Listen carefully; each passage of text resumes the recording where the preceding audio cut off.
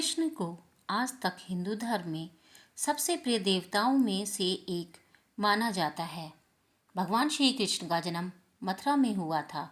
उनका बचपन गोकुल, वृंदावन, नंदगांव, बरसाना, द्वारिका आदि जगहों पर बीता। महाभारत अब तक का सबसे बड़ा युद्ध था। यह युद्ध 18 दिनों के लंबे समय के बाद समाप्त हुआ। 100 कौरव जो राजा धृतराष्ट्र के पुत्र थे, पांडवों द्वारा प्रतिज्ञा अनुसार मारे गए थे।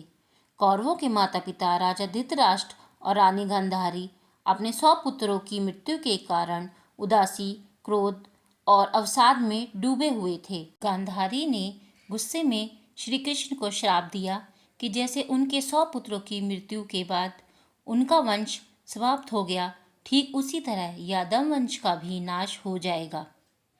भगवान कृष्ण विचलित न हुए और सहज मुस्कुराते हुए उन्होंने ये अभिशाप स्वीकार कर लिया। यह घटना महाभारत के युद्ध के 35 साल बाद की है। कृष्ण की नगरी द्वारका बहुत शांत और खुशहाल थी। एक दिन श्री कृष्ण के पुत्र शाम को एक शरारत सूझी। स्त्री का वेश बनाकर वह अपने दोस्तों के साथ ऋषि विश्वामित्र, दुर्वासा ऋषि, वशिष्ठ और नारद से मिलने गए। उन्होंने सब ऋषियों से कहा कि वह गर्भवती है और उसे ये बताएं कि उसके गर्भ में बच्चे का लिंग क्या है। उनमें से एक ऋषि ने उनके इस खेल को समझ लिया और क्रोधित होकर शाम को श्राप दिया कि वो लोहे के तीर को जन्म देगा, जिससे उसके कुल और साम्राज्य का नाश होगा। शाम ने ये सारी घटनाएं अग्रसेन को बताई।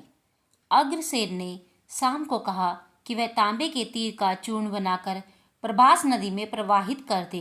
इस तरह उन्हें श्राप से छुटकारा मिल जाएगा। शाम ने ऐसा ही किया। इस घटना के बाद द्वारका के लोगों ने विभिन्न अशुभ संकेतों का अनुभव किया। द्वारका में अपराधों और पापों में बढ़ोतरी होने लगी। चारों ओर अपराध, अमानवीयता और पाप का साया फैल गया।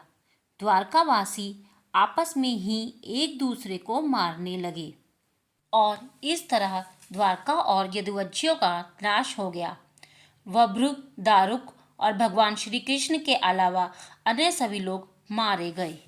लोहे की छड़ का चूर्ण एक मछली ने निगल लिया और वह चूर्ण मछली के पेट में जाकर धातु का एक टुकड़ा बन गया। जीरू नामक एक शिकारी ने उस मछली को पकड़ा और उसके अंदर से निकले धातु के टुकड़े को नुकीला कर तीर का निर्माण किया। एक दिन श्री कृष्ण वन में बैठे ध्यान में लीन थे। जीरू को लगा कि वह कोई हिरण है। जीरू ने श्री कृष्ण पर तीर चला दिया, जिससे श्री कृष्ण की मृत्यु हुई। श्री कृष्ण की मृत्यु के बाद जो हुआ वह केवल पिछले कर्मों का छूटा हुआ कर्म है। द्वापर युग में जिस तरह श्री राम ने राजा बलि को छुपकर तीर मारा था, वही कर्म श्री कृष्ण भगवान को अपने इस जन्म में भुगतना पड़ा। भगवान अपने साथ होने वाली दुखद घटनाओं को होने देना चाहते थे, ताकि दुनिया कर्म का पाठ सीखे कि जो जैसा करेगा उसे उन कर्मों का फल तो भुगतना ही पड़ेगा। अपने कर्मों के फल से तो भगवान भी नहीं बच पाए। इसलिए जीवन भर धर्म का पालन करना महत्वपूर्ण है। व्यक्ति को अपने कार्यों की जिम्मेदारी लेनी चाहिए और उन कर्मों का फल जो भी हो पूरे मन से स्वीकार करना चाहिए। हमें याद रखना चाहिए कि हर क्रिया की समान और विपरीत प्रतिक्रिया होती है। तो दोस्तों, अगर आज की मेरी यह जानकारी अच्छी लगी हो तो प्लीज़ मेरे चैनल को सब्सक्राइब करें और वीडियो को शेयर करें। जय श्री कृष्ण।